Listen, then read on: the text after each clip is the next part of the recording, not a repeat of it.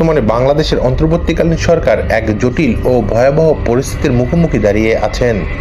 একদিকে ভারতের হুমকি, অন্যদিকে মায়ানমারের আরাকান বাহিনীর আতঙ্ক।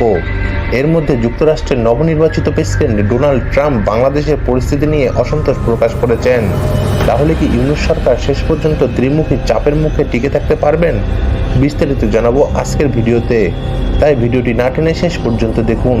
আর অবশ্যই চ্যানেলটি সাবস্ক্রাইব করে রাখবেন পরবর্তী ভিডিও পাওয়ার জন্য।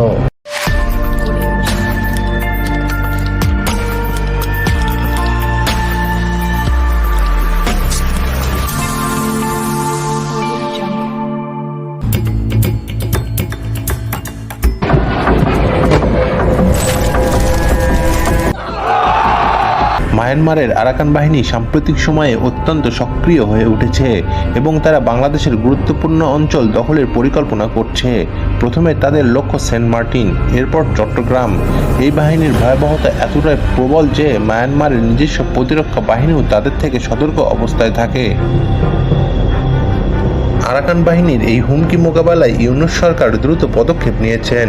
সীমান্ত নিরাপত্তা জোরদার করার নির্দেশ দেওয়া হয়েছে এবং আইনশৃঙ্খলা বাহিনীকে আরও তৎপর হওয়ার আহ্বান জানিয়েছেন। অন্যদিকে ভারতে বর্তমানে হাসিনা ও ইসকন ইস্যু নিয়ে বিক্ষোভ চলছে।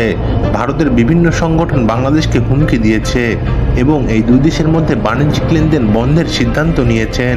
ভিসা প্রদানও আপাতত স্থগিত রাখা হয়েছে। আমি এখান থেকে দাবি করছি, ভিসা 100% স্টপ করুন। এই অবস্থায় দুই দেশের কূটনৈতিক সম্পর্ক কতটা ক্ষতিগ্রস্ত হবে সেটাই বড় প্রশ্ন। অপরদিকে নবনির্বাচিত প্রেসিডেন্ট ডোনাল্ড ট্রাম্প বাংলাদেশের বর্তমান পরিস্থিতি নিয়ে গভীর উদ্বেগ ও নিন্দা জানিয়েছেন। যদিও ভারতের সঙ্গে তার সম্পর্ক অত্যন্ত মজবুত এবং হাসিনার সঙ্গেও তার সুসম্পর্ক রয়েছে, কিন্তু ইউনূস সরকারের সঙ্গে তার কখনো আগে সরাসরি সাক্ষাৎ হয়নি। ট্রাম্পের এই অসন্তোষ মনোভাব বাংলাদেশের জন্য ভবিষ্যতে বড় সংকট তৈরি করতে পারে। যুক্তরাষ্ট্রের মতো একটি পরাশক্তির সমর্থন না পেলে আন্তর্জাতিক অঙ্গনে বাংলাদেশের অবস্থান আরও দুর্বল হতে পারে। বর্তমান পরিস্থিতি বলছে ইউনূস সরকার একটি কঠিন চ্যালেঞ্জের মুখোমুখি দাঁড়িয়ে আছেন।